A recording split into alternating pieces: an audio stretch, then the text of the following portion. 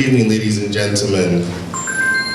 On behalf of Nextier Power, I'd like to welcome you to this month's Nextier Power Dialogue focused on market inefficiencies. We're definitely glad that you're here with us. It's a true testament to show that we're not the only ones who are concerned with the issues in the electricity market. The topic of today's dialogue is focused on market inefficiencies, and most power sector players will agree that market inefficiencies is one of the issues that are driving the market backwards. We hope to come up with tangible solutions that will address these issues, that we can come up with actionable steps that can be taken to move the sector forward. So I implore you to do three things. Let's have an open mind. We all have opposing views on the different parties who are at fault. Let's think. Let's ask questions that can help guide people to solutions that we think are correct. And let's also at the end be able to come up with solutions that can move the sector forward. I'd like to hand over to Patrick Okibo, Principal Partner of Nextier Power. Thank you.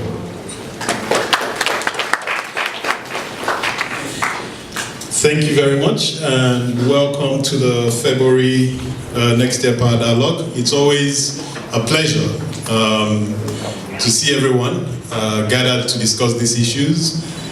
We feel strongly that these dialogue sessions help us discuss difficult challenges in the sector and seek solutions. And these solutions end up in a communique that goes to the Minister of Power and other stakeholders in the sector in the hope that it can add a voice, ideas to the process of solutioning for the sector. I found it interesting that someone on the team chose the word excavating for the title of this month's session. I haven't had time to figure out who came up with that. I think I guessed too. But every time I think of the word, I see us in some hard hats, with shovels in hand, trying to dig to the very root of market inefficiencies. And I think we've been able to assemble a good team to take a look at these issues. Without further ado, permit me to introduce our panelists, who after the introduction will have about 7 minutes to present on the topics that have been assigned to them. And following their presentations, we'll have a discussion and then open it up for audience participation. We had invited Sanusi Garba, the Vice Chairman of NERC. Unfortunately, he couldn't make it, but he's here ably represented by Shafuddin Mahmood, who I believe this is the second time he's sitting on this panel. He's a Deputy General Manager, Head of Market, Competitions and Rates Division at NERC. Prior to NERC, he was an investment banker at Icon Limited. His last job before joining NERC in 2008 was Head of Large Enterprise Group Bank for Bank of Industry. He was also the Pioneer Head of Risk Management at Bank of Industry. Ladies and gentlemen, please a round of applause for him. Sitting right next to him, needs barely no introductions, Rumunda Kawonodi, the Premier MD of Nigeria Bulk Electricity Trading Company. He played a critical role and provided effective leadership in implementing the trading and commercial frameworks for the Nigerian transitional electricity market. He's currently the founder and CEO of ZKJ Energy. Prior to all of this, he was the commercial director at Geometric Power Limited. Before then, he was a director at the Baltimore-based Constellation Energy Commodities Group. He's also the J. Olin Research Fellow on North American power and gas markets at Yale University, where he also holds an MBA from. A round of applause for Rumunda. My sister, EJ Ikoku Okeke is Chief Financial Officer at Abuja Electricity Distribution Company. She brings about 18 years leadership experience to the field of investment and infrastructure finance. She worked for many years with the World Bank IFC and did a lot of structured finance of infrastructure projects in Latin America and Africa. She worked out of the Lagos and the Washington DC office. The deal size is in excess of 2.5 billion. So we're looking that she'll bring some of that experience to ADC. She holds a BSc in Mechanical Engineering from Stanford University and an MBA in Finance and Entrepreneurial Management from Wharton School of Business. A round of applause for that, please. You don't have to stand. Revaz Gilvashvili. Perfect. I rehearsed this for like 30 minutes. He's a director and distribution commercialization specialist at Tetra Tech. He has over 16 years experience in electricity distribution and management, as well as hydrothermal and wind energy project development. He has led teams and improved utility performance in West and Central Africa, Europe, Central Asia, and South America. He has supported the USAID-funded efforts at distribution companies in Georgia, Kosovo, and Afghanistan, where he designed and implemented operational upgrades. He has also served as a utility manager with a focus on loss reduction, improved customer service, and supply restoration. He currently leads teams at 4 distribution companies in Nigeria as part of the US government's Power Africa initiative. Ladies and gentlemen, a round of applause for him. I think a good place to start will be to invite Mr. Shafuddin Mahmood to make his opening remarks, and we'll walk down the chain.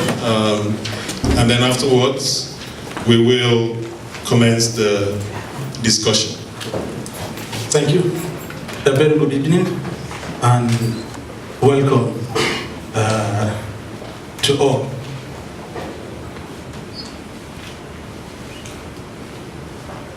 An efficient electricity market is something which is the major, or one of the major objectives of Nigerian Electricity Regulatory Commission.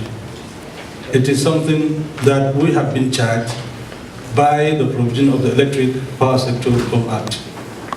It's the first objective provided by the Act. The Commission is expected to set up an efficient market structure that will enable the development of the Nigerian electricity market. So it is of concern to us that up to this time, or up to this moment, the market has not really been very efficient. A market with losses in excess of 40% can never said to be efficient. To minimize this, I use the word minimize because losses are inevitable. You cannot eliminate losses totally. Yes, we can reduce losses, but elimination of losses is something that is not possible. We have 2 major classes of losses in the industry: the technical losses, and of course the non-technical ones, which are the issue of discussion here.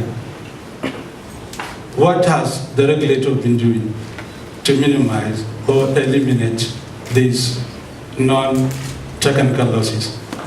Because unlike the technical losses, the non-technical losses, to a large extent, can even be eliminated. The major non-technical losses are 2: commercial and collection. What are commercial losses and how can we be able to eliminate commercial losses?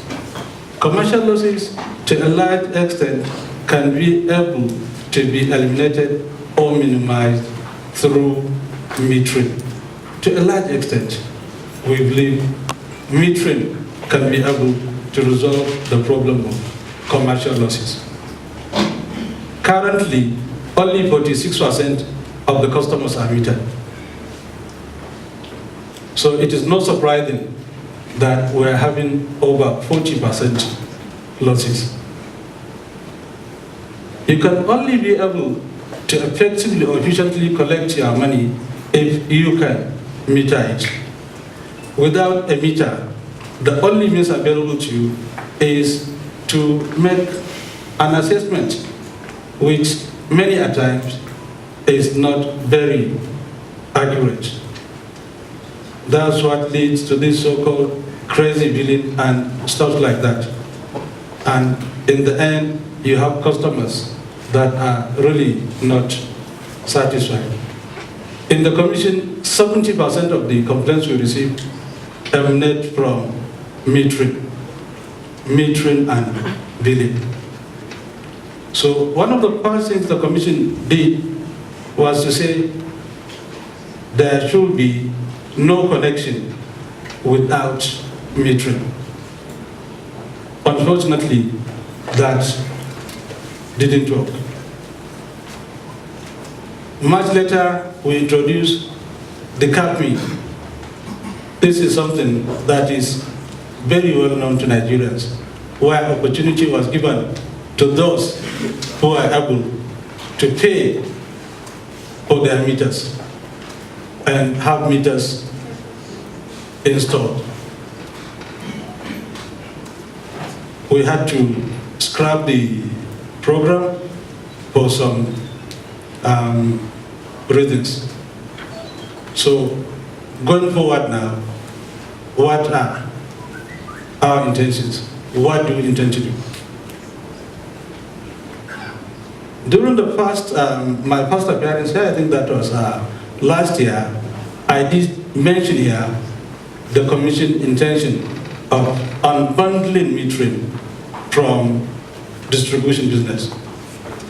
Even though at that time I said it was something that would have been done last year, unfortunately, we are unable to do that. But thank God, this is something that has almost reached advanced stage. We now have a regulation that will soon be issued, what we call the Meter Asset Provider Regulation. With this regulation, we will be treating meters as assets which can be financed separately from the business of the distribution companies. We will create new business or new opportunities for those that have the capacity so that they can be able to provide metering services. Because metering is a service that is beyond installation of meters alone. There is a lot beyond that. So that's one strategy that the Commission is working towards. At the same time, we are working towards a total reset of the electricity market. This we intend to do through the tariff setting process. This is something which we hope will take effective January next year. So it is a process which we have just started. And as part of this process, what we intend to do is to demand that every disco, or each of the discos, should be able to give us a business plan as to what they intend to do, especially on the issue of efficiency improvement. You will all recall that when these investors took over this discourse, they agreed to certain performance indicators, and the major thing just on which they won the bid for this discourse where there are promises on loss reduction. So we want to hold them accountable to these loss reduction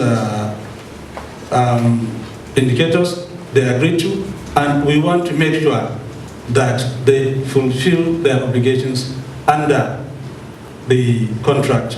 But beyond that, beyond the metering, we also want to introduce technology that will enable them really be able to monitor the meters. Because what we have realized now that with more metering is turning into more losses for some of the discos.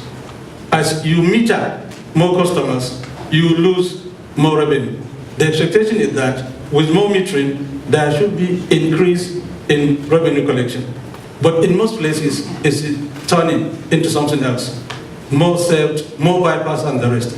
So part of what we're introducing under this reset, under the plan we expect the distribution companies to give to us is advanced metering infrastructure. It shouldn't be only smart meters, but we want them to introduce, to have the meters should have the technology that they can be able to view what is happening beyond what exists currently. Thank you. Thank you very much.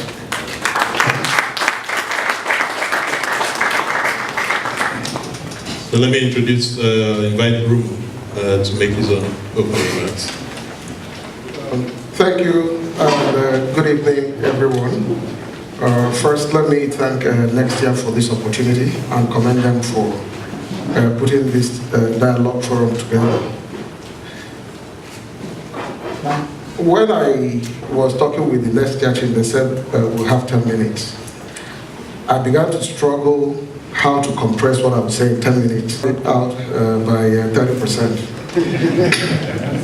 But with the little time I have, I want us to get back to the fundamental, because we talk about market inefficiencies and why the reform.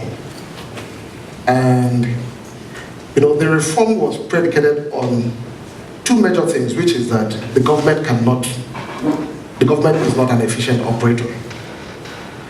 And even if the government were an efficient operator at the time, the government did not have the resources to continue to make investments in this sector. And therefore, the whole idea of the reform is to bring the private sector in and then trust that the private sector will bring private sector efficiency that private capital does. But there is something that was missing, because at the time we were looking at all these things, people were looking at the GSM, the banks, every other thing that's been privatized, the airlines, the television. But what people did not recognize is that electricity, especially in distribution, is a natural monopoly. Therefore, market forces will not drive it moving forward. It has to be driven by regulation and policies, right? So, while we privatized, we've seen that some of the challenges that we've had over time has had to do with both the policy, the regulation, and actually the structuring of the transactions in itself, right? So one of the first things is the capital structure of the distribution companies. That's what we are talking now. Everybody's talking about recapitalize. There are investments that are needed to be made, but you can't find the capital because of a few things, some regulations that have gone bad. You set tariff, and then you reverse it, killing bankability for the industry. And then you look at the capital structure. While we were at PTFP, at least I understood that for distribution companies, we will clean the balance sheet of those distribution companies, take all the debt and put it in NEMCO. And then let the new investors come with pure clean equity and buy the companies, and post-acquisition, they will leverage the company. So they will take debt after purchase, and they use that to expand the network, do the necessary loss reduction. But BPE, the government, on its own, decided to hobble that by allowing 70%, 70 to 30% acquisition finance in distribution companies. For an asset that most people did not know what it is, you could only acquire that in a meaningful way with equity, patient capital. The capital that could stay there and wait until you understand the asset. But we allowed 70% of that acquisition to come through there. And then there's additional claim that even the other 30% equity was borrowed. So you have a company that the capital structure is defective. And once it got into the market and met the problems, it could not actually withstand the funding requirements. The second thing I wanted to talk about is, the behavior, the expectation at a time of privatization. Apart from PHCN workers, everybody in this country wanted to see privatization. Most people wanted to see the privatization come. There might be a few pocket minorities who thought that it should not, but most people supported that.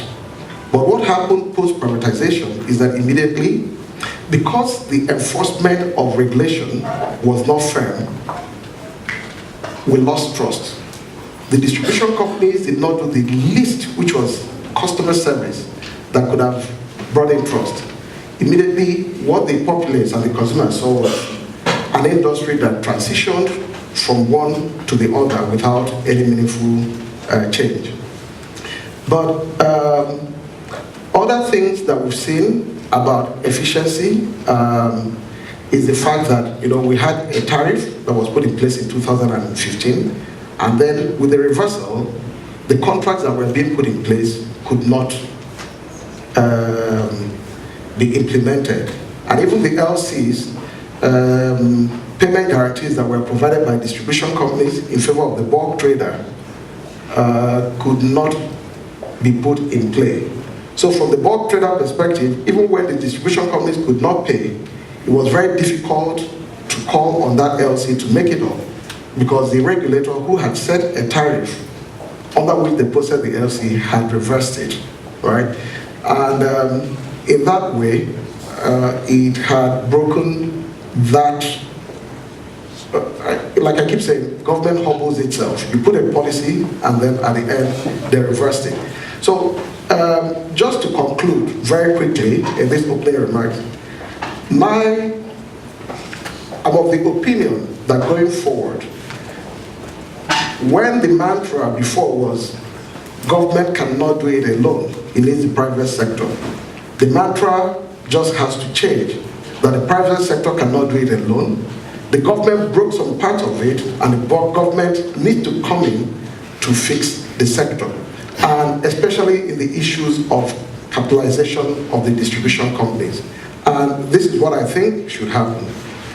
Out of this 701 billion or additional money that the federal government is ready to borrow, part of that should actually be used as equity in the distribution companies. You can ask the investors to match that. If they're unable to match that, then you can put a lien on their shares and then give them time. Give them 3 years, 5 years. If they're able to turn around the company, they have the right of first refusal to buy back the shares. If they're not able to, the government can as well make the determination that they do not have the capacity or capability to turn around. You can push them out, take over the company and sell the shares. But the recapitalization should not be punitive, because government on its own part has failed to do its part throughout this process. So it has to be a collaborative thing, but government must be firm in the way it goes about this. I'll stop for now. Good evening, all. So I'm going to try to give the perspective of a distribution company. Now, I will preface it by saying that the discos are always, the world over, not just in Nigeria, but always on the receiving end of all the complaints. We are customer facing, so we whenever there is low generation, they blame Abuja Disco or Benin Disco, etc. So we're used to being on the receiving end. I've seen already from some of the comments from the panelists, we're leaning towards that. I will tell you a bit about this in terms of my perspective, because I've worked in the power sector for about 12 years in different roles. Okay, as a developer in one of the first IPPs in the country, Geometric Power, with IFC, as Patrick mentioned earlier, for about 7 years, looking at power sectors not just in Nigeria, but sub-Saharan Africa and Latin America. And now I'm essentially representing a shareholder that's invested $100 million in the Nigeria's power sector as part of their support package for the privatization. CC Africa invested in both Abuja Disco and Shiroro Hydro. So we have stakes in both in different aspects of the value chain. I also wear a different hat, and that's as CFO of Abuja Disco. So I am part of the management team trying to push through the turnaround plan that the shareholders put forward at privatization. So to give some context, I think it's important to look at a couple things. So I'd like to talk about the investment thesis when shareholders came into the power sector to invest, what were their expectations, and then I'd like to talk about what happened very briefly. I know a number of people have touched on it and we're all familiar with where we are. But more importantly, I'd like to touch on a few things that I think distribution companies can do, even in the midst of all this chaos that we're in, and also what the federal government can do. I'll try and cover it in 7 minutes. But in terms of the investment thesis, I mean, before we came in, obviously we recognized that there are a number of risks in the sector. There was a lot of uncertainty in terms of the quality of assets that we were buying. The due diligence was contracted. It was a bit of a rushed process. But we were given assurances from the federal government on a couple of things.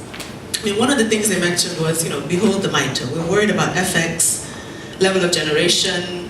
We're worried about inflation and some of those macroeconomic issues. And they presented the MITRE, which was a robust tariff framework that essentially shielded investors from a number of risks that you would expect coming into emerging markets.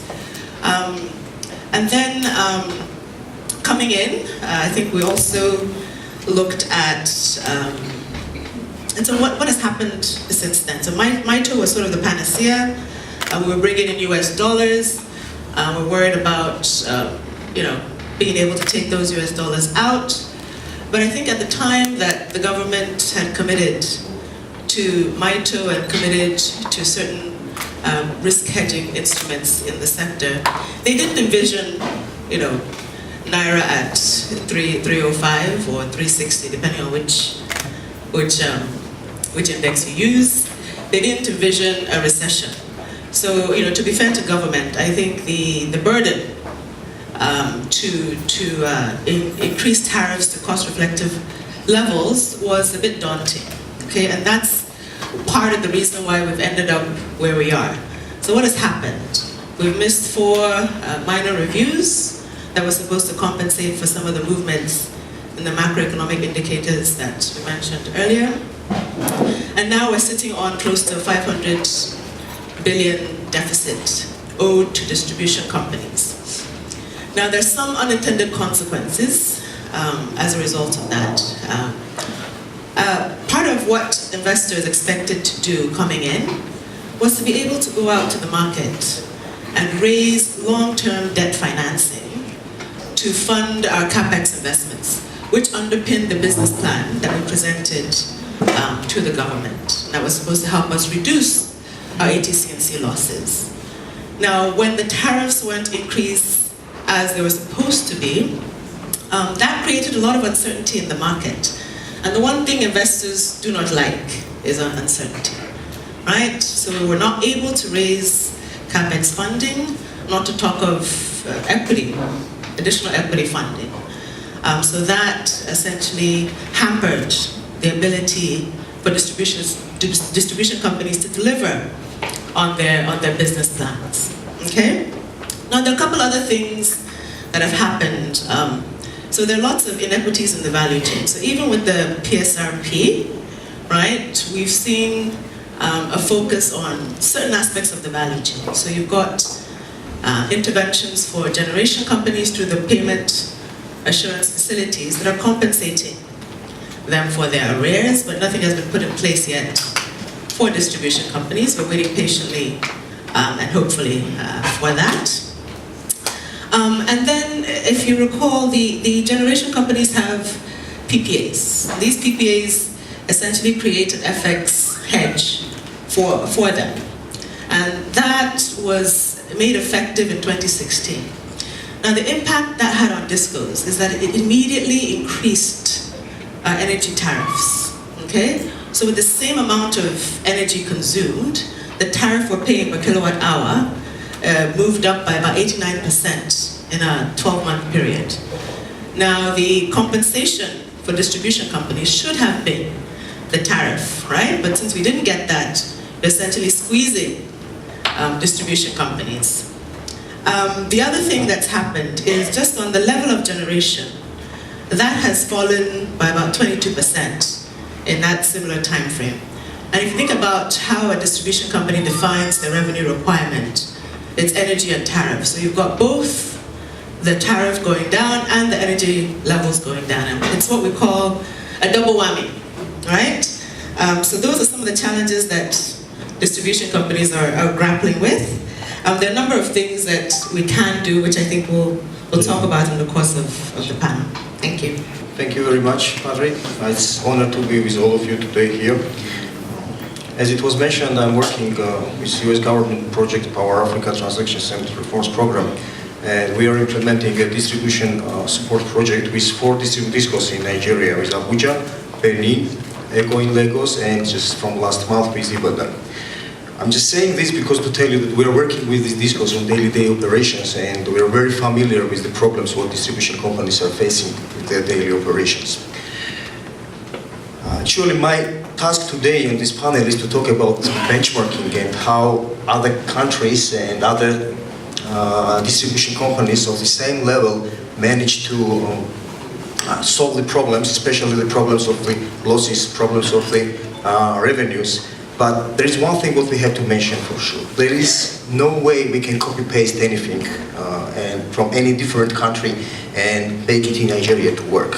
You know, this is a unique place, and actually every country is a unique place, and considering the context, we have to tailor all the approaches for, not only for the country, but even for each separate disco. Because every disco has its own peculiar problems. So it was very nicely mentioned with colleagues that there are the main, if we will make like at least few main problems what discos are facing today. Yeah, this is losses. We know the losses are one of the biggest issues. Metering. But metering is not only that we are talking that there are no metered customers. Even metered customers. We have a lot of problems. Distribution companies have a lot of problems with the metered customers.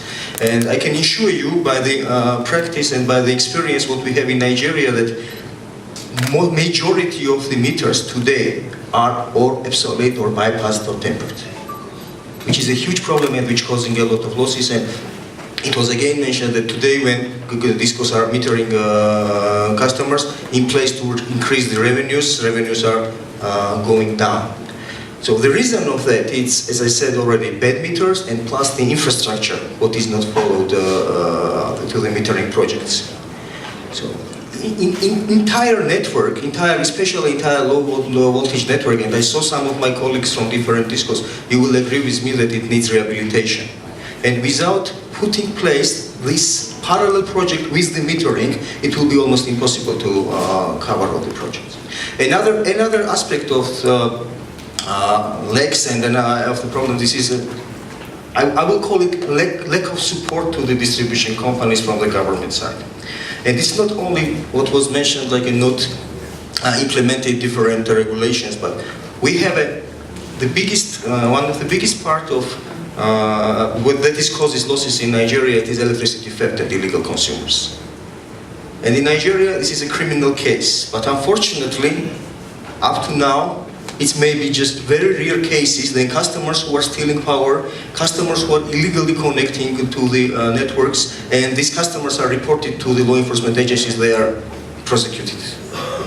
I'm not talking that everybody who is stealing power has to go to jail. It's not like what these distribution companies are requesting, but there should be a strong message from the government side that crime will be punished, and anybody who will try to take goods without payment will not be tolerated from the government side. I want to give you just a few benchmarks, from different countries. I worked or I did networking. I just researched, and we had, for example, in my own country, I'm from Georgia, a Republic of Georgia. It's post-Soviet country which had 3 wars with Russia, starting from 90s, and 2 civil war.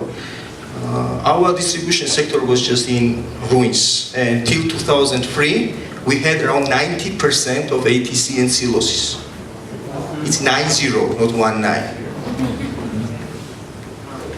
And after we started some reforms, and government made a decision that without power sector improvement, there is no way economy can develop.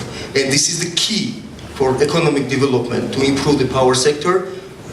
They made very unpopular decisions at that time, because there is no way you want to change power sector and it's popular for the government or for the votes, I can say so. But they made this decision, they supported us, and in 3 years' time, the losses from 90 went down to 10. Now the company which serves, I was working for many years ago, which serves 1.1 million customers, it has just 7.5 ATC and C losses in total. So how it happened? What was the key of the success? We have the same situation, no meters in the country, or meters are obsolete, like 40, 50 years old. And there was no money, as we have in Nigeria, with Nigerian discos, to invest to put the metering program. So one of the first decisions the government made is that they gave distribution company power to bill customers with the bulk meters. I know in Nigeria many people don't like it. As soon as you are talking about the bulk metering and bulk billing, everybody is like feeling the unfairness and the insecurity that how somebody can pay the consumption, whatever is consumed for some different person. But where are we now today? As we know, more than half of the Nigerian customers are billed with estimation. It was mentioned crazy billing and so on. So why we should not take this step down and make this estimation more accurate with using the bulk meters? Again, the fact that every customer should have a meter, it's undisputable. We know, everybody knows that every customer who has to have a meter. But when we are asking from the distribution companies, go and meter, who will finance it? Because this meter costs money. It's not only meter, as I said, it's a lot of other parallel projects, that has to be, so we need money, and the only source of money today, these are the customers, because they are consuming the energy and they have to pay for it.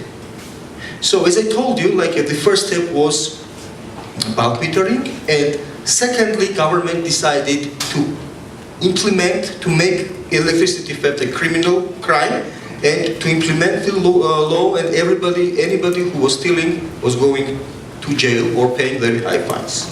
And as I said, it helped us to decrease from 90 to 10. Let's take the same environments in our continent here. Kenya Power, which is just very close neighbor to Nigeria, just 20% energy losses in total.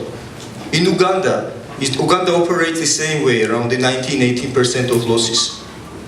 In Brazil, Eletropaulo, which has 6.7 million customers, operates on 12% ATC and C losses. I was working myself in Electrocaribe, which is Colombia's one of the distribution companies of Colombia, and it is the worst in Colombia actually, but still with a lot of problems with the poor customers and so on and so forth. But not more than their losses are again around 30%. And we can list many countries with the similar problems what Nigeria have, but where the government and society all together decided that they need to go forward, and they managed, and they broke this chain of unsuccess. Thank you very much. Issues to unpack here. And unfortunately, I have to go back to the distribution companies. It's not like we're hitting on you, but that's a decent place to start. We've heard all the justifications for the low collections. But there's also a prevalent hypothesis that the distribution companies are not remitting as much as they're collecting. And some will point to the fact that under a government-managed PHCN, that a lot more revenue was collected and remitted than we're seeing today under privately managed companies. And we know the story about, what happened to the macroeconomy, and we know all of that. How do you respond to that? Because that's a strong position that is held by many people we spoke to before putting this event together. Well, I think it's important that we unpack that a bit, because when I hear that we're remitting less, right? I think they're looking at that less as a percentage, right? We're paying a lower percentage of our energy bill, right? So, and this is why I started by also discussing what's happened with the energy tariff, right? So I'll take Abuja Disco, for instance. In 2014, we were paying about 1.2, 1.5 billion a month to the market, to the MO at the time, because embed, we hadn't started paying embed. Now, we're currently paying about 3 billion a month, okay? But on a percentage basis, in 2014, I was paying 63% of my energy bill. Today, I'm paying closer to 35-40% of my energy bill. And the actual amount of energy that I'm procuring has gone down. What has gone up is the tariff associated with that energy. So remember I said from 2015 to 2017, Abuja Disco's energy tariff has gone up by 89%, right? So even though I'm paying more to the market, on a percentage basis, I'm paying less. And that's what people look at when they say discos are remitting less. They're looking at things on a percentage basis, not in absolute terms. Now the reason I can't remit more is because I don't have the right tariff. So if my tariff had gone up in line with my cost of energy, my tariff had gone up 89% in that same time frame, then I'd be able to remit as much as percentage-wise or even more, because my collections have also gone up, because I've actually realized some operational improvements since we've owned the asset. So I think that's one of the issues when people say we're paying less, they're looking at things on a percentage basis. Rumu, I see this almost a smirk on your face, maybe. How do you respond to that or add to that? No, I'm here. I thought that Ija would say that in PATN days, the tariff was lower, and therefore it considered a less percentage of people's earning. So if they were to pay, they had a higher willingness to pay than today, right? So that could be one of the reasons why PATN could generate more money, or they could do a lot more. But I just wanted to move away and say something about, and I said this thing about trust, right? That upon privatization, I think people were actually willing to pay more. People expected the tariff to go up. They wanted to pay more and receive more service. So everybody was in support of the privatization.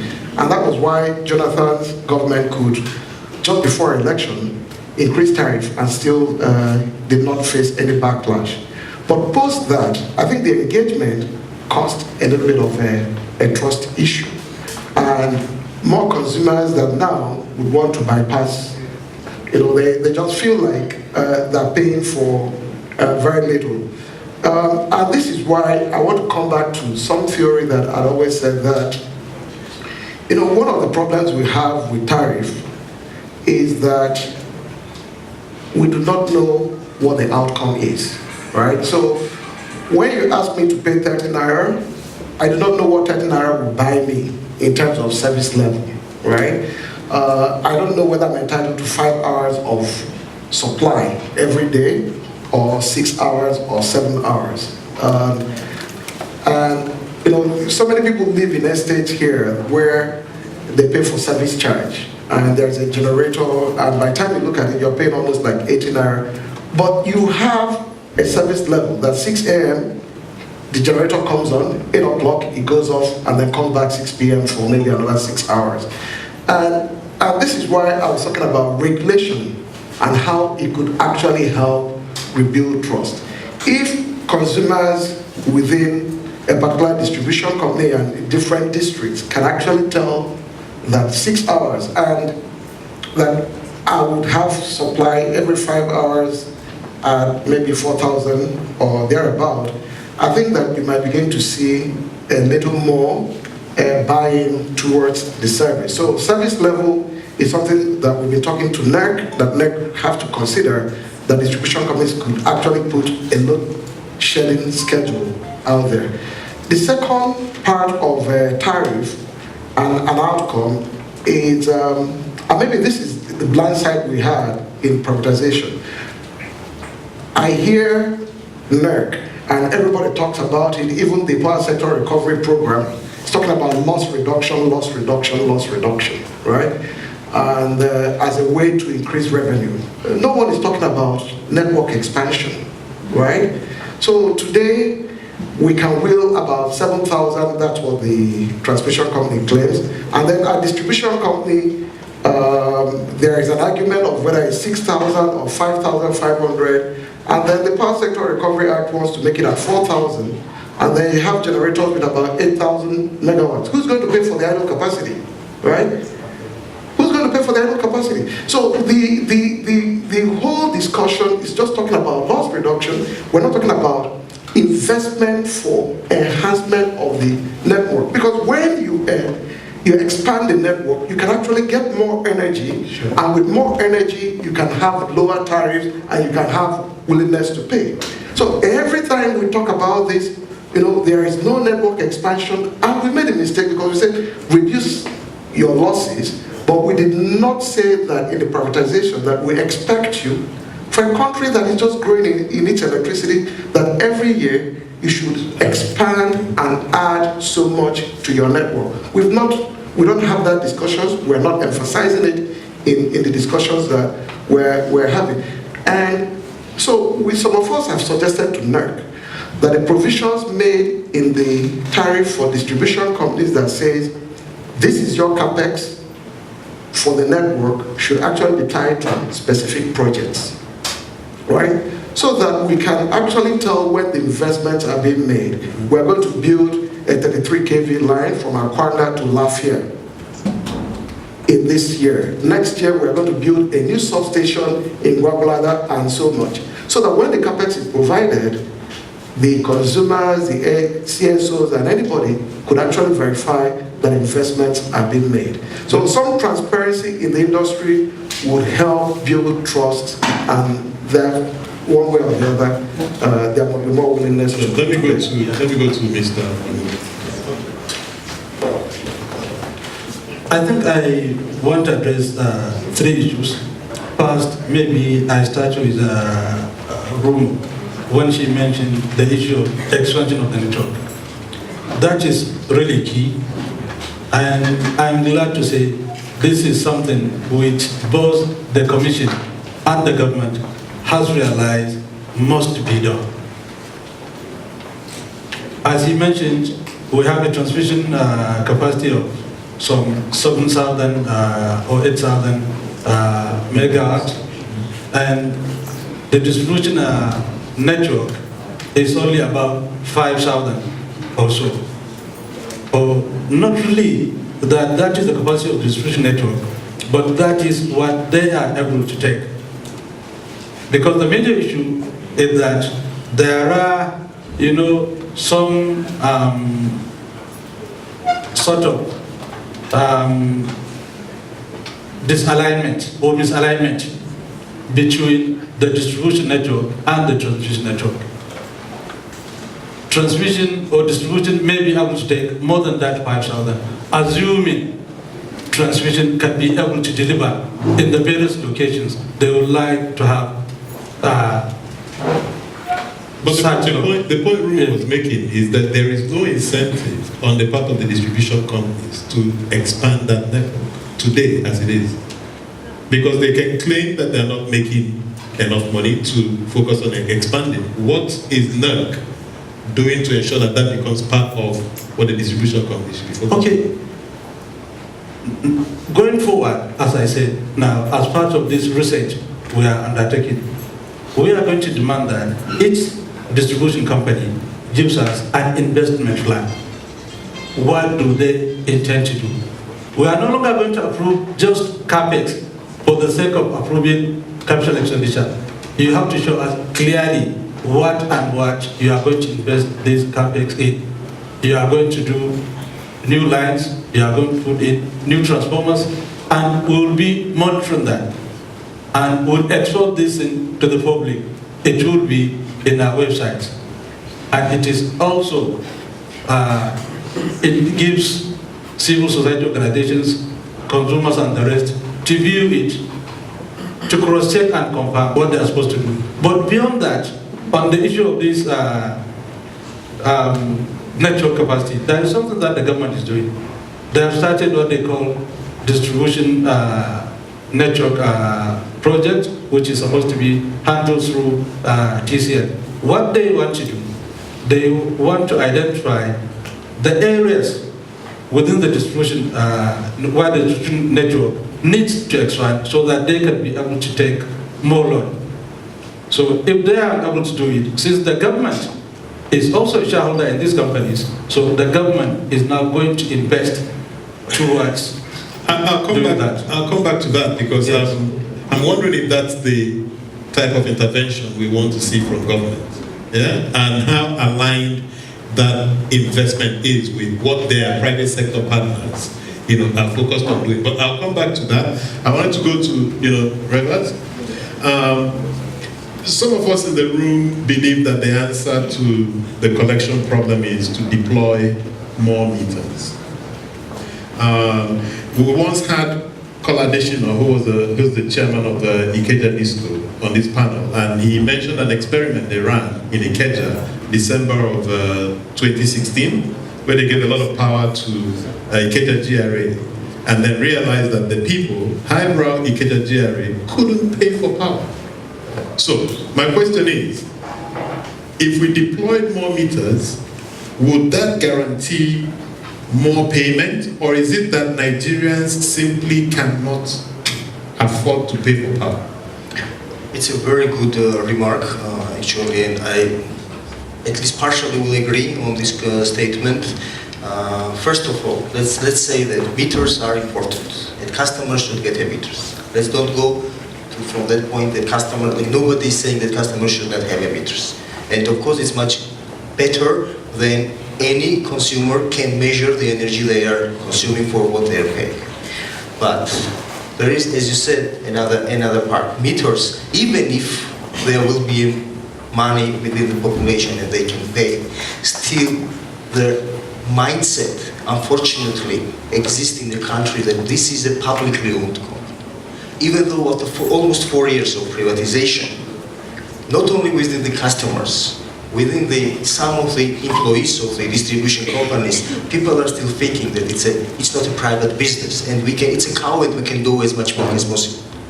This is exactly like an approach to the distribution companies. And as I said, metering is perfect, but metering should have also some parallel infrastructural projects that needs to be implemented before the metering, not to lose more energy. The fact that you said that Nigerians cannot pay more, yes, there are many communities where even today they are receiving power almost 24 hours, especially in FCT, because there is a quite good generation. And what we are facing as power increasing, losses are also increasing. Because the people who are consuming, and I can tell you quite rich people, and you go and you see in the field yourself, like a huge villas with several ACs, different technical equipment inside the house, and the consumption is sometimes lower than the small house someday in the village. Fact is that people don't want to pay, and many of them don't have enough money to pay. So as more you will give, it will not be possible for these people. And we see every day, this is something what we are facing. Then you go, and even after 24-hour supply, people still are not. Sometimes customers have just 2,000, 3,000, 4,000 naira for their monthly bill, and that's it. However, more you will give, they cannot afford to pay more. Let's move to solutioning now. In your initial presentation, you had talked about a few ideas. I wonder if you can take a few minutes to expand more on, what are some pragmatic solutions, given where we are. We're not thinking in a bubble. We know what the problems are. We know the situation we're in. What's the way forward? Room. The government has to write a check. This is true. Since 2016, starting from 2015. Hold on for a second. So this is a government that convinced Nigerians that we need to sell the company, so we stop writing checks. Right.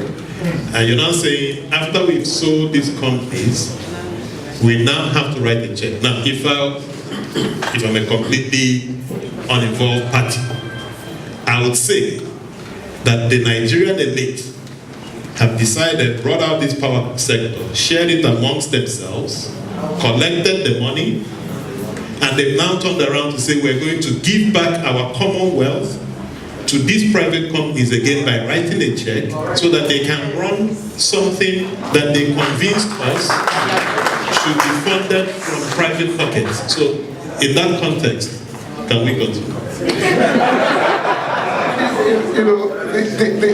The truth of the matter is this, right? The unfortunate thing is that, we're not very engaged as owners of government to actually let government do the right things, right? So,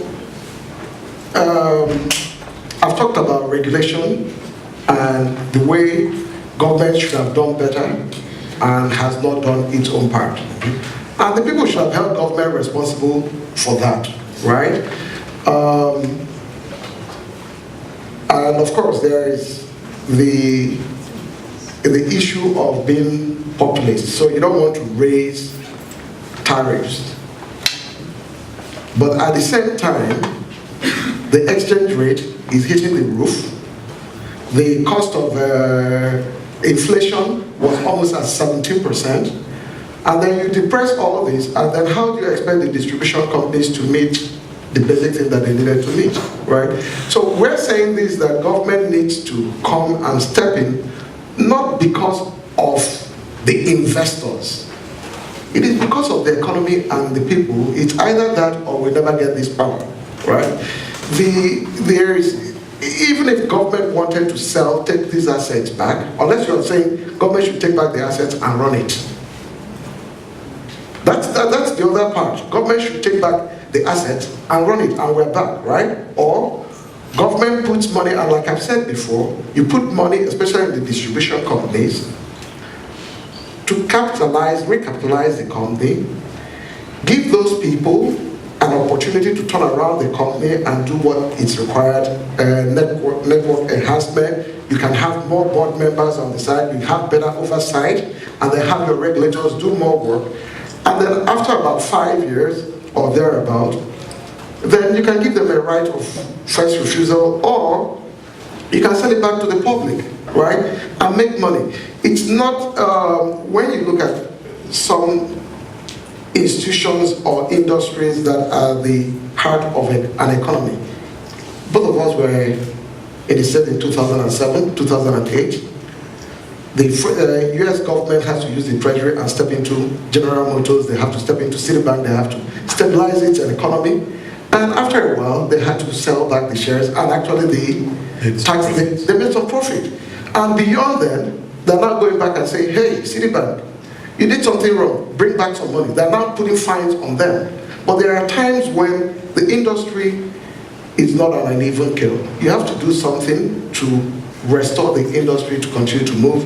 And then within those 3-4 years, you go back and then you can decide who's not been operating very well. And I say this because it's very difficult to have said this. 3 years back, I held a different view. 2 years back, I held a different view. But I've seen government not do its own part. And it has humbled itself and has lost the moral grounds to do what it did to do. Let's hear from government. Government will write a check, but not in the context Patrick mentioned. Because government has realized that, yes, it made a mistake. And what was the mistake? The regulator has accepted that, yes, a mistake was made. You did a tariff, you reverse a tariff. You are supposed to review tariff based on certain factors, including the foreign exchange that has almost doubled. You didn't do that. You are supposed to have a tariff of maybe 50-something naira, average tariff, and you say, no, continue collection 30-something naira. So who is going to pay the difference between 51 and 30-something? So when we are talking of a shortfall of 400 and something billion, it's not that someone has taken 400 billion and put into his pocket, or someone using the Nigerian coinage has stolen 400 and something billion. We are talking of a tariff shortfall. You are supposed to pay 50-something naira for the commodity, but you are charging 30-something naira. So now, who is going to make that difference? The only person that can make that difference is the person who caused it. And who is the person who caused it? The government that says, do that. And what we should consider is, it shouldn't be that, we shouldn't be considering it as giving a handout. It's just a subsidy. But subsidy happens, and it should happen in this industry. If we are giving trillions for petroleum in the past, why can't we do that for Because we're a poor country, that's one. But number two, yes, you mentioned that government is now thinking about a tariff review, but it's going to be sometime in January 2018.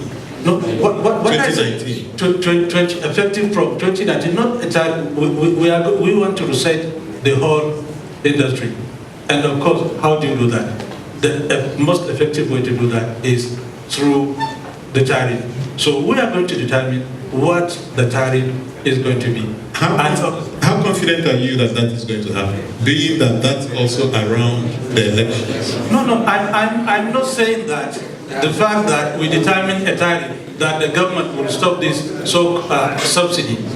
But the government, under the Power Sector Reform Program, has agreed that there will be no increase in tariff. They have stated that. And it is the same government that say, okay, go and do this research. Let us know how those within the value chain are able to get what is due to them. Let us make sure that we pay the GENCO what is due to them. We pay the DISCO what is due to them. We pay the transmission company what is due to them. And then leave the rest to us. We are willing to pay the difference. That is, we are willing to subsidize Nigerians. So that is what we are saying. Okay, I'll come back with, I want to go around here and then open it up for the audience, but there's so many things that are being said that it's not just quite sitting right with me. But EJ, you really want to see the sector move forward, irrespective of the fact that you're invested in a DISCO, you're also invested in a GENCO, and if the GENCOs are not doing well, one of the investments might do well, the other won't do well. So, as a dispassionate investor, if there's anything like that, how do you see a way forward out of where we are today? Well, I have to echo what Rumu said. I mean, the government does have to right the wrongs that they created.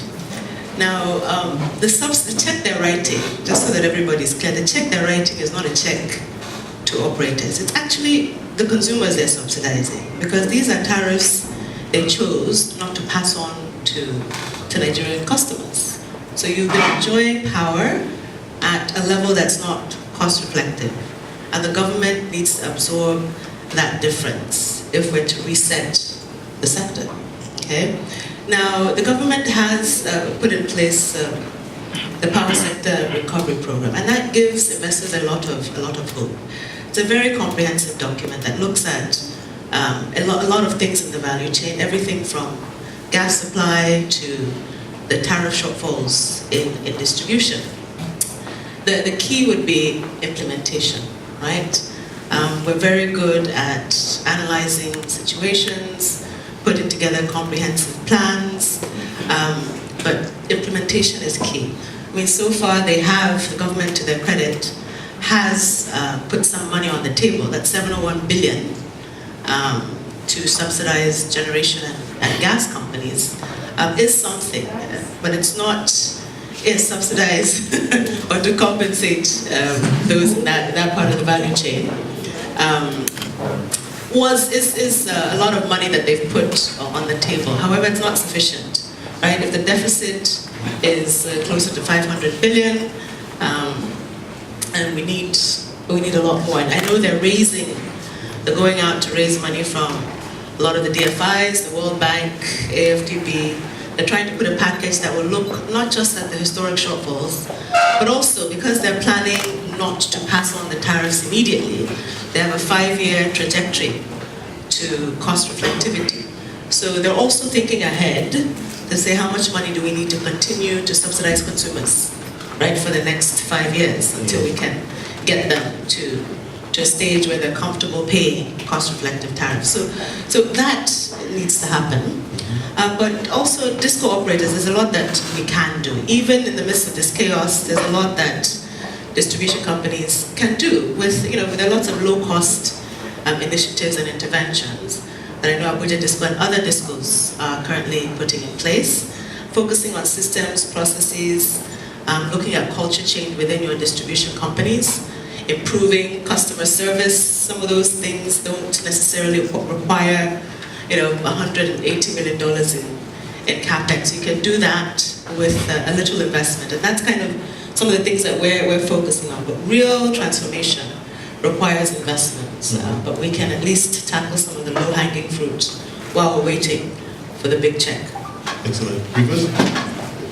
At least one thing all of us agree is that without government support, only distribution companies cannot succeed. And it's clear, and it's very good, because this understanding has to be with all stakeholders. Secondly, I will say that from my perspective, what government has to support distribution companies, this is to support in revenue increase and collections. Because it will be a cost-reflective tariff, or it will be with a non-cost-reflective tariff, money is not collected. This is reality. This is today what we have. And a very simple example, and I can tell you, there are customers who do not want to pay, and you are disconnecting them for 100 times, but all of them are recollecting themselves illegally. And this is also a reality. And you cannot do, a lone disco can do nothing unless there will not be proper government support. So I think this is the angle from where we have to look. Excellent. I mean, we've talked about a number of things in terms of solutions, making sure that power theft is enforced as a crime, bulk metering, some ideas around load shedding. I'll open it up to the audience for comments.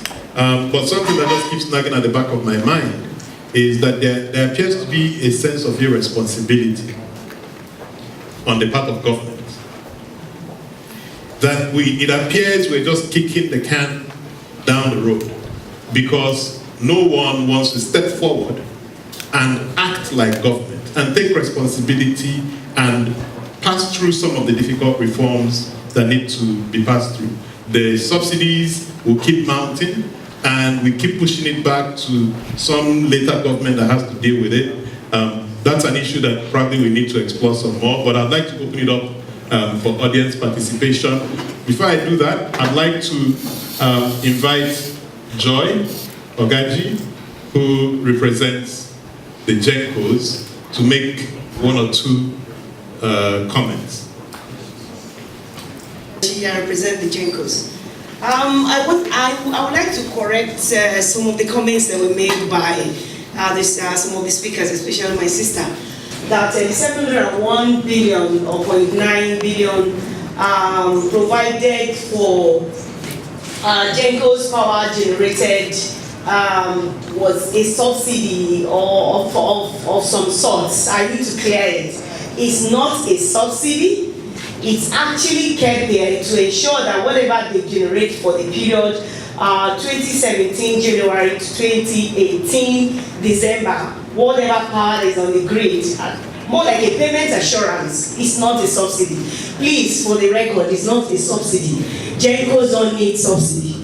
Thank you. Thank you very much. Then I think now that I'm standing on the platform, I would like to ask a question if I'm permitted. And that question goes to NEC. It's indeed disheartening that government came together, had a plan to privatize the sector, and now it's as if the government had gone to sleep. And now the sector seems to be running itself, autopilot, or I don't know how to call it.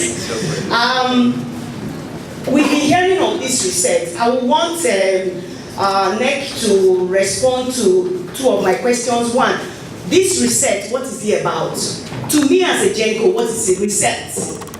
I would like to know what reset means to me as a GENCO, because I've done all. So to me as a GENCO, what is reset? That's one. Two, why is the reset timetable moved to commence in January 2019, a critical period? Is that not a mission already earmarked for? I'm the head of gas at Niger Delta Power Holding Company. I have a few questions. I'll try to make them very brief.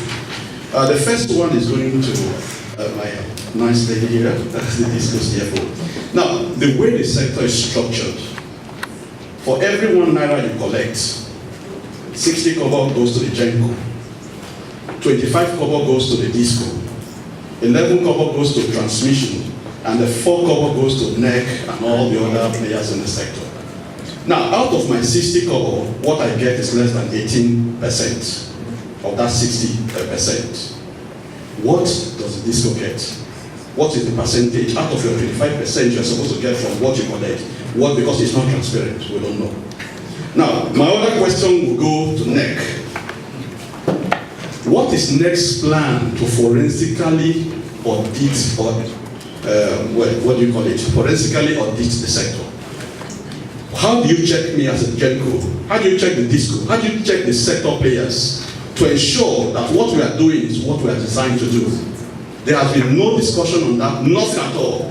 Like somebody mentioned, the way the sector is set up at the moment was not what it was envisioned to be doing. There are no contracts in the sector. I have a major problem today. I have gone to sign a gas sales agreement for Calabar power plant. We own Calabar, which is 565 megawatts. I've signed with Akogas to give me full gas to generate power for the sector. The sector is not taking the power. I have to shut down my machines, and they are chasing us to pay for the gas. I don't have a PPA. What do I do? Thank you. So, okay, so just in front of so the licenses. Then the other one, very, very quickly. When you say you want to calculate tariff, what are you basing your tariff calculation on? Are you basing your tariff calculation to punish the people who are currently metered? Because we know the number of electricity consumers are much more than those few that are being metered. If you determine that you want to place tariff on only the meter, then you'll be talking of the prices you are mentioning. I want to know from NEC, what is the basis for your tariff calculation? Please explain. You know what is missing in this conversation is that, and I say this everywhere, the design of the privatization was brilliant in its simplicity. What it said was, the disco investors come along, you essentially assess what the condition is. You have an agreement that specifies pretty much all the things we're talking about today, or the panel has talked about.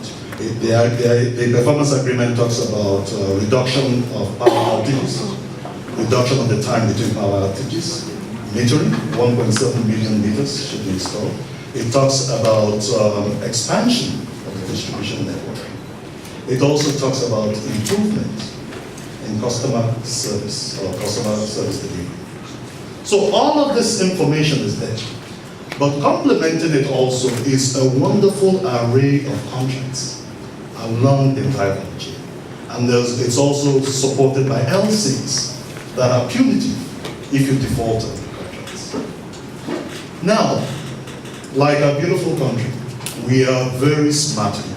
We design, but we don't implement. As my colleague said, we copied the model from New Delhi and we only pasted what we wanted. Now, we forget investors put in $460 million in equity. Gencos and Discos put in a total of $2 billion. Now, who in their right mind does that if they don't expect a return on their investment or a return of their investment? But if you look at the trajectory of events so far, all manner of uncertainty has been injected into the sector. In the power sector, there is no greater enemy than uncertainty given the length of the contracts we have in the sector. But also a fundamental truth is that if you want efficiency, you must inject capital. The meters cost money. An example, a three-phase meter costs 73,000 naira. 73,000 naira, correct. Now the capex allowance in the tariff for 5 years, for 11 districts, for everything, metering, network expansion, injection stations, is 305 billion. Now if you multiply 73,000 naira by the gap the regulators stated exists metering gap of 4,040,000 meters, you come up with a little over 250 billion. So, ladies and gentlemen, as I keep saying, I am not Chikobi, but that math does not add up.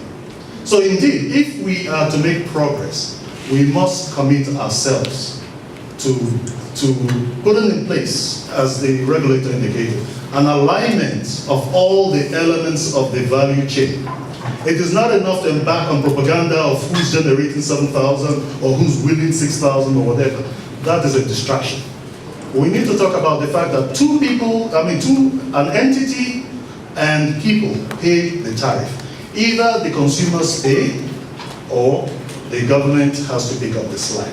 If we are able to see the progress that we deserve, and Nigerians deserve that. Thank you. Thank you very much. My name is Wally, and I work with one of the consulting firms. Now, the question I want to ask is around the fact that sometimes last year, the minister came up with eligible customer framework on the assumption that we have an excess generation that needs to be taken, and the regulator immediately came up with a regulation. But what I found, based on the interaction with some of the players in the sector, is that that regulation is still not enforceable, in the sense that you have the discos, so there is the need for third-party agreement, there is the need for several things that needs to be put in place. So the question is to the regulator, what is being done to ensure that the eligible customer framework is taken to an implementation stage, such that the 2000 is actually good? Damian O'Hammond. I work with Genesis Energy, a renewable energy developer. And my question is about enforcement of the payment of electricity that is consumed. And first, I would like to dispel this notion that Nigerians do not want to pay for power, or do not want to pay higher for power. We do currently pay higher for power. And that is evident in the fact that everybody in this room, in their households, they own generators. And those generators have tariffs. If you quantify how much you're paying for electricity, it's about 19 hours per kilowatt hour consumed. Now my question is, I would like to direct it to CFO who did this. So, given the fact that enforcement is very key to increasing efficiencies and collections in general, why is it that discos in general do not have enforcement boards or enforcement collection officers which liaise with law enforcement bodies to ensure that payments are made by an erring individuals who do not pay for the electricity that they consume are prosecuted. Thank you. Thank you very much. I belong to Association for Public Policy Analysis. I've observed the discussion. I've not had anybody talk from or even though everybody is a consumer here, or looking at a consumer perspective to this discussion, I've not seen much of it. I want to ask, the white man said police should be involved for disciplining people that engage in energy theft, if I get it correctly. Now, what about a disco that engages in exploitation of the consumer, extortion of the consumer?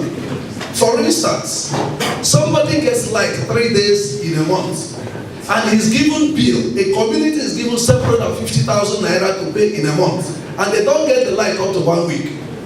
And nobody, the disco goes collecting the money. The community people rally around on their own, go house to house, collect the money and pay them. Who will now discipline the disco? Will the police catch the disco? Remember before now, there was an issue of fixed charges. That fixed charges, Nigerians began to shout before that one was removed. The fixed charges they collected, who did it go to? Again, this privatization policy, how many poles and wire and transformer has the discos provided since privatization? The area I come from, I'm from the southeast. Every adult male contributes money to provide electricity in our community. We don't know about government in it. It's only periodically you see some politicians donate transformer. But beyond that, our community people contribute their money, buy wire, buy pole, buy transformer, pay the companies to energize it. Yet they are not recognized in the policy as contributors or investors. This is a very unfortunate thing that happens. Again, if the discourse are sincere, why is there no consumer enumeration? How many consumers pay these bills they talk about? I tell you today, lack of transparency and accountability being perpetrated by government in connivance with the discourse is what has created the problem of trust in the sector. Because tell me now, why is NEC? Do you know that nobody in the states understands regulatory policies of NEC? NEC cannot even let the consumers know the regulatory policies. They ask the discourse to go and do it themselves. How can a man who wants to cheat me be the one to teach me regulatory policy? Finally, rather than suggest police, why is the state ministries of power and state ministries of public utilities not relating with NEC? Section 32(3) of Electric Power Sector Reform Act said that NEC should be consulted with stakeholders. When has NEC consulted with the states? What they do is in a year, they may do just one meeting in one zone and say they have consulted. What job is the State Minister of Power and Minister of Public Utilities and Departments of Works in the local governments doing? If they sincerely want this thing to work, the state ministries and the local governments can help them in reducing any indiscipline that exists there. But because of what they want to cover, they wouldn't want to do that. We need to have enumeration. And then who audits to know the amount of money that is collected from unmetered consumers. In Abuja here, let's not look at where we are. Go to Kubwa, go to Kabusa, go to those interior areas, go and gather people there. Gather community leaders there and interact with them. That is where you get the true situation of the level of cheating and the oppression the discourse and government is giving to Nigerians. So there is need to look at it that way. That undermines the energy sector is the implementation. And how do we tackle this? You go to the Nigerian government needs to establish a special court. Because if a crime is committed, if stealing energy is a crime, then you have to go to court. And now going to courts, you start from the federal high courts, you go to the Court of Appeal, you go to the Supreme Court. And that could take like 11, 15 years for you to actually get to sentence somebody to imprisonment or punish him for the crime of stealing energy. So the key thing now is that the private sector have to set up a parameter to say that when you do 1, 2, 3, it becomes an offense. In that way, the special court will now quickly, just like Lagos State, when they had this issue of offenders in the traffic sector, they established last man, not just the last man, they established the mobile courts, whereby you have to you don't have to go to regular courts, immediately you are fined and you pay your penalty. So we need a special court in the energy sector that says that once you do one of these things, we get to pay for it. Thank you. Thank you very much, CEO of Great Energy. I have two statements to make. First of all, I think the reason there are no investors in coming in the sector to invest in the meters, and also the reason why people in Nigeria are stealing electricity is because the power supply is abysmal. There's not enough power supply going on. So people are like, why would I pay more? Why would I pay, 4,000 naira, for electricity that I don't see? So first of all, that's why people steal electricity in Nigeria, and because they don't have it. So there needs to be a tariff by the government, to subsidize the electricity in Nigeria. But what I want to know is, even with the subsidy, will there be more improved power supply? And the second statement I want to make is also, what are the distribution companies doing, what is Embed doing to add other sources of energy to our energy mix, such as renewable energy? We all know that the cost of grid installations, even to rural areas, is going up. And the cost of renewable energy is falling down. So we're looking at 20 years from now. The sun is, we are very, very close to the equator. So what are we doing to add other renewable energy mixes to our energy? I will start with the last person that asked a question about NEC that has to do with what is NEC doing, or NEC is doing nothing in terms of indiscipline in the market.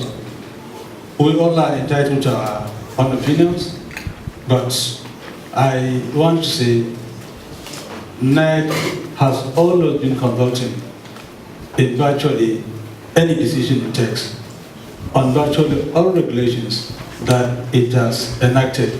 It has always been through a consultative process. As for complaints, we have dispute resolution processes in virtually all states of this country. We have what we call a NAC forum office. And any customer of a disco has the opportunity to complain through the forum office in the event that he complained to the disco and they were unable to resolve the dispute. Things must be done through a process. It can't be that people can just do things on a haphazard means. Sure. And I'm very sure any person who has gone through that process will testify to the fact that it is something that is very transparent and it is something through which he is able to get value. Then on the issue of eligible customer, that is implementation of the eligible customer regulation, we need to understand that even though the regulation came into effect in November last year, but it has a number of things. There are certain processes that a prospective eligible customer must pass through. One major thing is that he has to give 3 months notice to a disco that he is exiting from. And from November to now, we are talking of only 3 or 4 months. Most of the applicants did not even go through the regulation. They don't even seem to know that they have to give a notice of exit. So it is something I'm very sure that in the next 1 or 2 months, at least 5 or 6 of such applicants should be able to sail through. As at the moment, we only have 7 applications for eligible customer. Can I add a question to that? Yes. The benchmark for eligible customer is about 2 megawatts. 2 megawatts, yes. Isn't that too high? No, it isn't. That have capacity of 500 kVA. But they all have to be in the same area. Yeah, in the same area, and in a cluster. You know, this is the beginning of this. Hopefully, with time, the minister can make a declaration that can cover even customers on the lower cadre. Okay. And as it is now, already the discourse, some of the discourse have formally petitioned the commission on this. And that means we have to attend to that petition before we even grant these statutes. Because by law, they are allowed to do that. Then Dr. Ogaji asked, what is research for GENCO? Research for GENCO, in simple terms, will enable you to have 100% of what is due to you. That is the target. 100% of the revenue requirement for the industry, 100% in terms of settlement of all invoices. Of course, Mr. Ogaji, the other Dr. Ogaji also made asked some questions. What are we doing on forensic audit? Why is it that the PFAS are not active? Someone also asked a question as to why did we push the research to 2019? All these things, the issue of doing a forensic audit, enumeration, they are all conditions precedent to the research. So these are things that we must do, and we realize that they have not been done. But we have target dates for them to be done, so that we can be able to do a good job of it. It doesn't make sense if we just come and say, okay, we have researched this, when we know there are certain key foundations that are not there. And we should realize that the money that will be used in financing this research process is coming not wholly from the federal government. We are taking money from the World Bank, and they have their conditions. And these are some of these conditions which we are trying to fulfill. And at the end of the day, we hope that by the time we have this research, every contract will be activated. Just a quick question. Yes. Is there a problem with getting like the GENCO representatives and the DISCO representatives involved in this thinking around the research? No, when you say that having them involved in this thinking, okay, it is something that, of course, will go through the same consultative process. Like for the discourse, as I mentioned earlier, we will soon issue them with a template for an investment plan. We will demand that they tell us what is their plan for the next so many years. What do they intend to do in terms of expanding their network, in terms of improving efficiency, and the same thing, we'll have certain things for the GENCOs too, and we'll demand that they provide us such information. It is on the basis of this, of that will also go to the public, and we demand that the public go through this same thing. Already the Transmission Company of Nigeria have given us their expansion plans with the commission Kitchener to do, and we have that. we are reviewing it, and we also expose the same thing to the public so that they can go through and see, is it something that is possible? Is it something that need to really have some changes? Are some areas covered that need to be covered? Sure. So those are some of the things that you will do. Let me get EJ to respond to the question you got from Dr. Gaji. He gets a much smaller percentage of his 60%. What percentage do you get of your 25%? Okay. So to answer that, to respond to that question, I think it helps to use an illustration. Okay. So let's assume that with the cost-reflective tariff of 100 naira, I'm entitled to 25% of that, which is 25 naira. Okay. And then the rest, 75%, goes down the value chain to pay GenCos and GasCos, as the case may be. Now that 25 naira that I get, okay, is meant to cover my OPEX, my CAPEX investments, and some return, okay? Now let's assume I have a tariff of 40 naira. I can't, because a lot of my OPEX is fixed costs, it's staff salaries. So I can't immediately reduce my staff by 40%, right? So I need to retain enough to still cover my OPEX. And that's essentially what a lot, I'm not speaking for all discos, but that's what a lot of discos are faced with, right? They've got a tariff that is a fraction of what they're entitled to. They've got OPEX costs, allowable OPEX costs approved by NERC under the MITO, okay? Now, they need to retain enough money to fully cover those costs. And don't forget, we're under pressure to meter, right? Okay. All those obligations have not been relaxed. So we're spending, I know we've spent about, last year we spent about 7 billion in CAPEX. We're spending about 15 billion this year in CAPEX. So all of that has to be covered somehow. I see a question forming in Joy's head. Okay. I have a question, but I think Joy might have a better one. Who's got the microphone? The money distribution in the market, and I'm glad that NEC is here, and that the approvals were all gotten from NEC.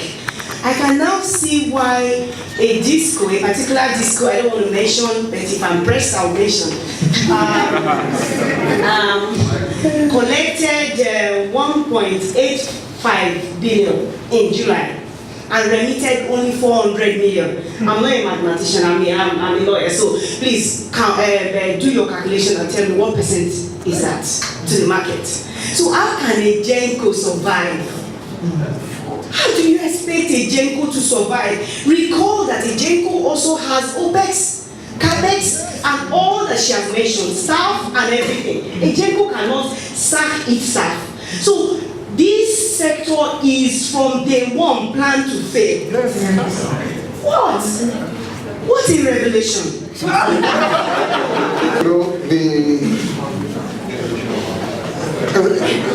Joy had the right to say that when a disco says, I have fixed costs, and after that I pay. Remember that variable cost to the disco is a fixed cost for some other people, right? So they're also facing the thing. But that's not the problem. I hate where solution is based on the anomaly, right? So something that is abnormal, where there is no cost-reflective tariff. Then discos and GenCos are fighting each other about where the money is or not. That's not the solution.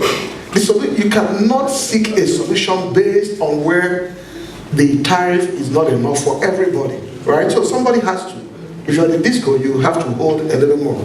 So it's important that we have that cost-reflective tariff. You do not have to pass it on to the consumer today. But one of the problems I have with the 701 billion is that it's money that it's been, I mean, it's okay for the GenCos to get whatever, but it's not helping the market because whatever the discos are paying, we don't know what they should be paying. You know, you have to have a cost-reflective tariff and then know what should be subsidized, and therefore what the distribution companies must pay. But let me play devil's advocate. So just because the discos are the ones who get their hand to the money first, does that give them the right to cover all of their costs before they pass on what is left to the rest of the industry? Because if the rest of the industry does not get some money to meet some of their own expenses, the industry will die. So isn't it better to say, okay, 1 naira, we collected only 50 naira, 50 kobo. That 50 kobo, we're going to divide it based on the ratio that has been agreed for the industry, not for the disco to collect its own fully before passing it on. I don't want to do that because it's wrong. It's fundamentally flawed, right? It is flawed. No. You cannot use a flawed system. You cannot agree to that flawed system. You have to fix it. If not, you cannot do that. It will never ever allow people to make that additional investment that we want to make, right? So it's like the issue of paying 80% to the GenCos now. Yes, they are better off, but you will not get additional investment. You cannot get people to have into this. So I don't want to start with whether you want to share it so that people don't get paid halfway or the other. We have to look at, if we want to solve the problem, we solve the problem. Okay, let me bring in reverse, but okay, let me bring him in before I give my answer. Yeah, I had two questions, and I understand the question of our friend from there. But it was like I identified two questions. Like one was related if Disco is cheating customers, what should be done? I agree with you. That's why we need a rule of law. If Disco is cheating customers, the same policeman should deal with the Disco. Definitely, without a question. But there was one thing that you mentioned, that there are like customers, and customers have to pay and they have to invest, let's say, into the network. Trust me that there is no Disco who likes that. But there is a huge debt that customers owe to the Disco. If all these debts will be paid, there will not be any more need from the customer side to invest, and Discos will take that responsibility to go and finance their own projects. But unfortunately, as it was said today, there is no money for reinvestment, and this money has to come from the customer side. One more thing, Patrick, I just want to say, you mentioned some areas, and luckily I'm very familiar with these areas, especially Kabusa. Maybe I've been more times in Kabusa than any of persons seated in this room. And I'll tell you one thing, that Kabusa is getting one of the best supply, first of all, of electricity, because they are on 33 kV line. Secondly, Kabusa is the area that was first enumerated already 2 years ago, and almost 1,000 illegal consumers they identified and registered into the database. Thirdly, Kabusa's except one new transformer, distribution transformers are metered, and ADC knows exactly what Kabusa customers are consuming. And they are billed according to that energy. Nothing, no crazy bills, nothing additional from the grid or so on and so forth. Exactly whatever is consumed by consumers according to the sharing formula it's shared. And from over 30 million billing every month, just less than 50 million is paid by the customer. So you can now understand the level of the problems what, for example, company is facing in Kabusa. So trust me, my dear friend, that discos are going to the people and they're talking. But there are a lot of things to be done. Thank you very much. Let me go to him and then to the room. I think it is important to discuss this issue of minimum remittance level that Bruno mentioned. Hopefully, within the next 1 or 2 months, the Commission will come out with an order on that. What should be the minimum amount that a disco will remit? We all accept the fact that, yes, they don't have a cost-reflective tariff. So if NBED issues an invoice based on the existing tariff, and the fact that we have not done a minor review to adjust their tariff, that means in perpetuity, they will not be able to pay that. So now what we intend to do is, we will agree as to what will be the minimum amount that they must remit, and we will also demand that NBED now should be issued an invoice based on that minimum amount. That will enable us to do two things.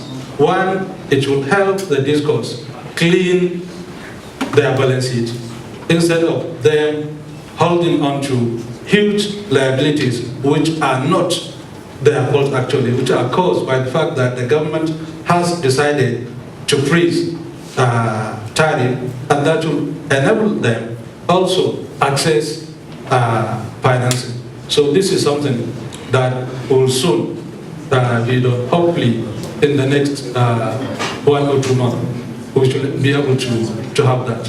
Excellent. Room. Yeah, I think one of the things that it's about this issue of, cost-reflective tariff and where it is. Some of us have pushed that NERC should step back from tariff setting, right, and just do tariff approval, and let the tariff be actually sold by the distribution company to the consumers. And this is where, because at the end of the day, the consumer owns the market and everybody's working for the consumer, right? So you should actually, as a distribution company, go to your consumers and say, this is how much we are buying power, this is what we're going to do, and this is the rate, right?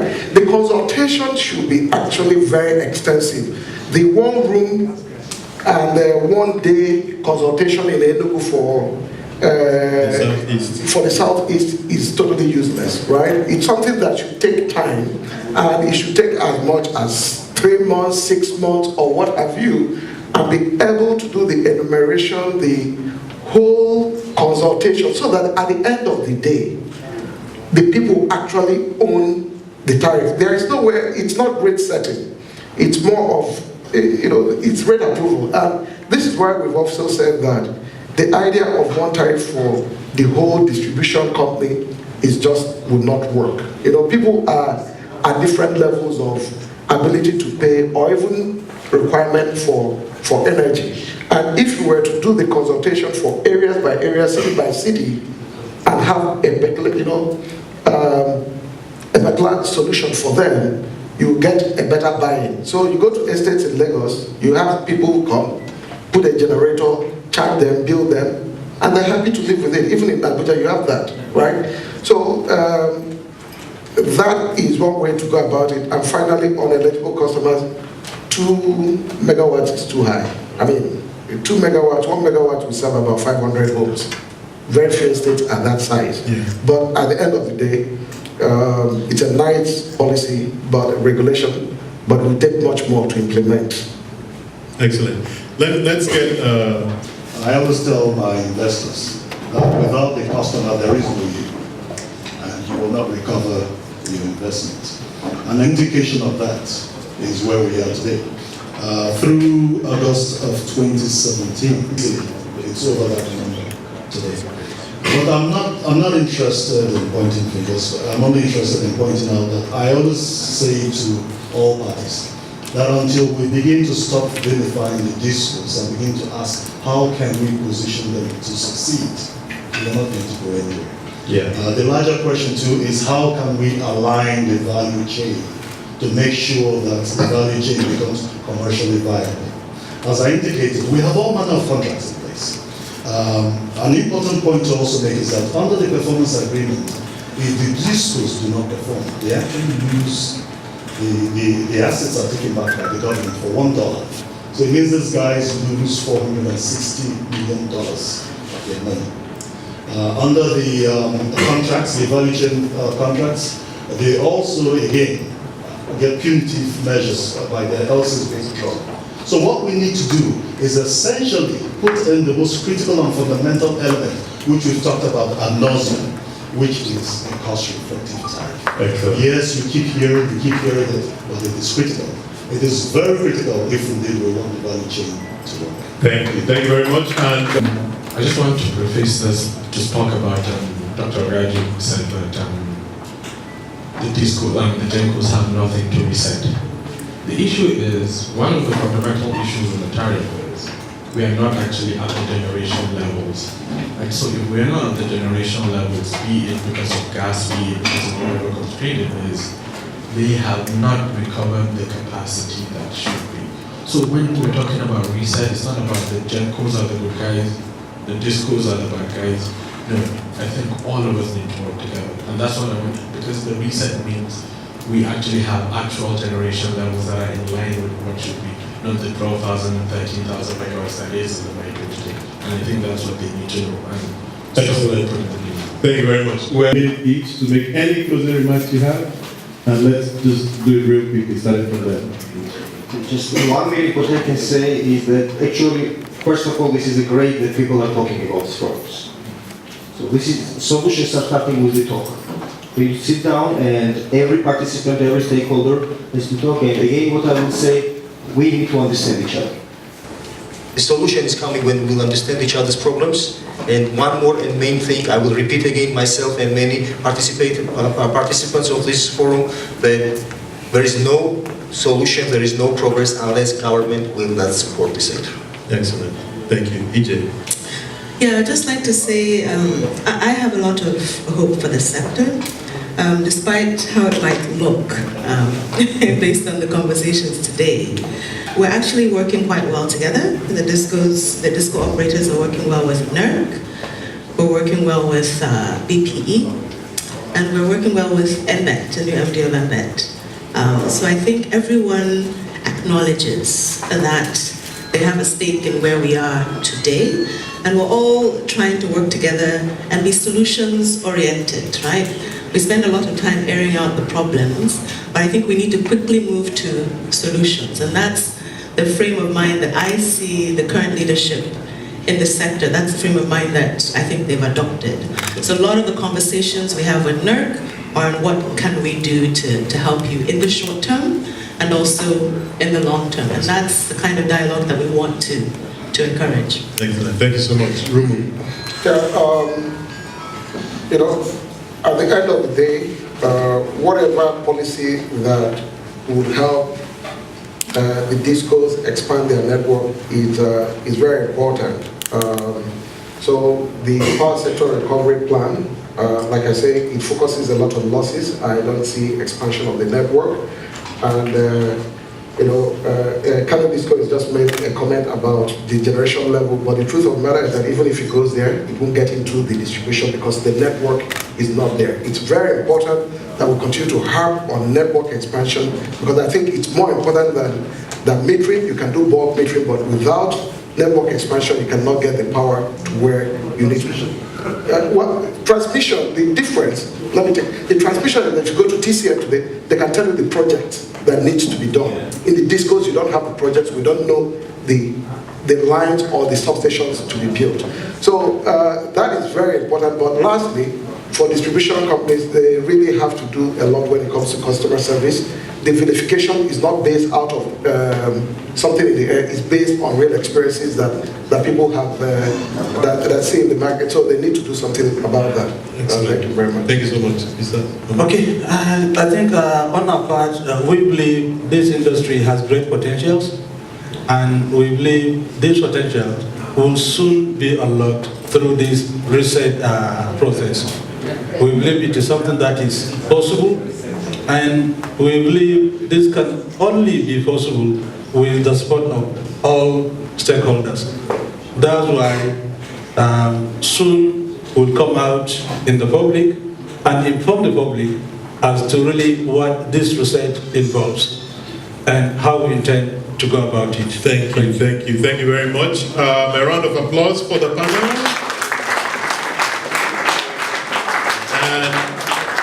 Me to invite my colleague Osas to give the vote of thanks, and I have an uncanny feeling that she was the one that came up with the excavating thing, so she can tell us if we've totally excavated. I believe to a good extent we have totally excavated the root issues. Well, good evening, ladies and gentlemen. My name is Osas. I'm an analyst at Nextier Power. I really am happy and grateful to have this privilege to be here standing on behalf of the company. To thank you all today for being a part of this program, for making it a success. I mean, Nextier Power started this in July 2016, and we have only seen improvement and increase on all sides every month. Sometimes you would wonder what else would there be to discuss, but then every month there is something cogent that we must discuss and come up with implementable solutions for. And that's what we are here for today. So I can say thank you, because without you, we would not be here and we will not make this a success. Apart from that, this would not be complete without thanking our able panelists. You have really been honest. You have really given your own experiences. You have told us the real challenges you're facing. It takes a lot to be that honest, and for that I must say thank you. Back to the press, I want to thank you for being here. We have quite a number of press in the house today, and I must say thank you for being here. And I want to point out and note that I believe you point out this dialogue in a positive light. Apart from that, I also want to thank our biggest supporters, MacArthur Foundation. They have been a huge part of making this program a success, financially and otherwise. Well, we know, we see the issues in the sector. We see how crippling they are. We all know this. That's why we as a company, Nextier Power, is as energetic as always in doing these dialogues. And we want to go beyond taking the Nextier Power dialogue. We want to go beyond just sharing ideas. We want to go beyond sharing challenges. We want to make sure that those ideas for solutions are actually being implemented. So on that note, I want to beg of you to continue attending our events, continue looking out for our advertisements, for our upcoming events. And then the next event will be holding on the 21st of March, and we will definitely be giving you more information on that. Well, on that note, we have a lot of refreshments outside, so please don't go anywhere. Just stay back, network, and have a great night. Thank you.